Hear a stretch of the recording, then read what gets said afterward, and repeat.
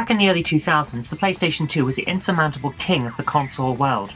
Naturally, this meant that a boatload of shovelware developers came out with all of those games that you just find everywhere, like in bargain bins or remained in stock, things like that, because they were so keen to get some of that sweet, sweet PS2 coin that they just churned out title after title after title, like this one.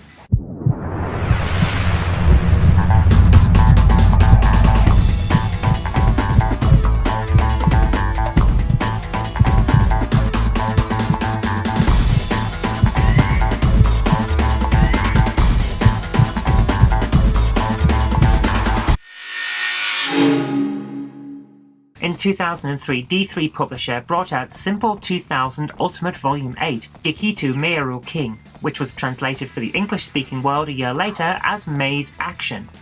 It's a simple game with a simple premise. You're competing with the 3 other members of Hero Academy to win the single graduation spot available.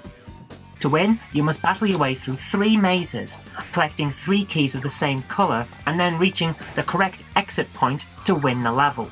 There are 2 exit points and 1 corresponds to each colour of key, so you've got to stay alert. You start each maze holding 1 key and your opponent is holding another, of a different colour. 4 more keys are hidden in the maze. You'll see the location of 2 of them on your map, but they will be the 2 corresponding to the colour that your opponent is carrying. So if you want to collect those, you will have to fight the opponent for their key. To fight, you can push and punch your opponent or use a weapon that you'll find in the maze. On the first level, you'll start with a gun loaded with 6 bullets, but don't get too complacent with that, since the bullets do surprisingly little damage, and in later levels, you won't start with any weapons at all. As I said earlier, there are 3 opponents to fight, which corresponds to 3 levels in the game. It's a very small, very straightforward game, but since there are 4 characters to play as, you'll have some replayability value there. Also, there are varying costumes to unlock, which adds some level of customizability to the game. The shortness of the game gave me pause for thought a bit at first, but after playing for a while, I actually kinda like it. The game feels more like a 3D puzzle version of a one-on-one fighter, and those games, if taken from the point of view of story mode, are incredibly short to play, but they do hold a lot of replay value, and I appreciate them for their succinctness in that respect. There's something that you can pick up and play for a while and finish in one sitting, then come back later for another session. I get the impression that Maze Action was going for that style of game, something simple to play for a short burst, then maybe come back to it later? But it's not a game you're expected to settle into for a prolonged gaming session. But did it hit the mark? Sadly, no. There are too many problems with it for that to work. For a start, the controls are awful.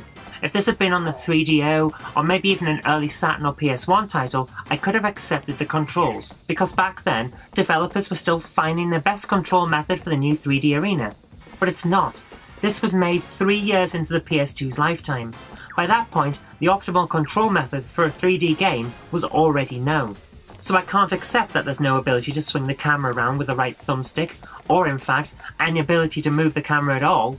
I also can't accept that turning your character is so damn slow, or that sometimes the game will randomly slow down for no apparent reason, or that to jump you have to take your hand off the left thumbstick altogether and then press forward on the D-pad while pressing the X button and hoping for the best.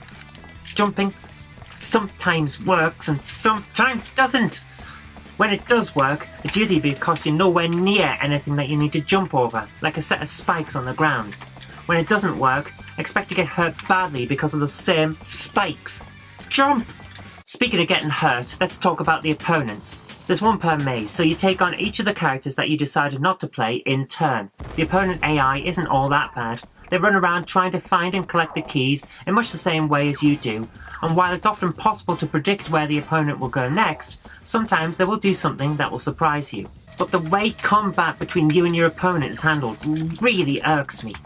This isn't a case of gradual difficulty increases, it's more like a severe jump between levels.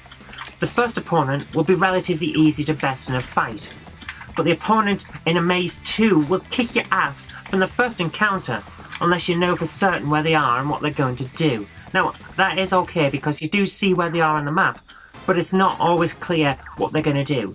And also, if you're unarmed from level 2 onward, you better hope you do get the drop on the other character, otherwise you're entering a world of hurt. When you are hurt, you'll lie prone on the ground, I waited to see how long you would lie there, since time is a premium in this game, because you're essentially racing to collect the keys and get to the exit after all. I don't know if you ever actually get up automatically, because I lost patience and hammered the O key until my character finally decided to get back into the action. And that pretty much sums up this game, to be honest with you. Everything takes far too long. Turning, dropping an item, which you'll likely have to do because you'll inevitably end up carrying at least one key of the wrong colour, getting back on your feet after getting hurt. It all slows the game down, and it stops being the fast-paced fun it needs to be in order to be actually fun to play. The levels themselves are moderately acceptable. I've seen better level design for the mazes before, but then again, I've also seen far worse. The range of weapons and items is decent, and if the selection had been in a more polished game, I wouldn't have batted an eyelid at them. Overall, it's a decent game that hasn't had enough time spent on it to make it shine. The whole thing feels like it was thrown together in a long weekend, which is a shame because it's pretty close to fulfilling the idea that I think it was actually going for. Something short and fun to spend half an hour on with a lot of replayability as a result. But because it lacks that polish, it just misses the mark. Ooh. It's not fun enough to keep you coming back, although I will admit I eventually found myself actually getting into it when I played it for this review.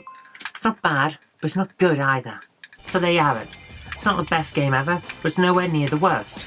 It has its moments, but it's mostly a forgettable and short budget title. So that really is all we've got time for this week. So thank you very much for watching. I hope you liked this, and if you did, remember to click that like button, share this with your friends so that they'll know a good game when they see it, or in this case, know a moderately acceptable game when they see it, and do subscribe for future videos because there will be more in the future.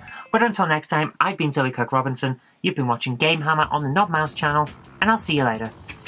Today's video is brought to you by my graphic novels, The Collected Life of Knobty Mouse, Volume 1, All Over the House, Volume 1, and All Over the House, Volume 2. Thank you.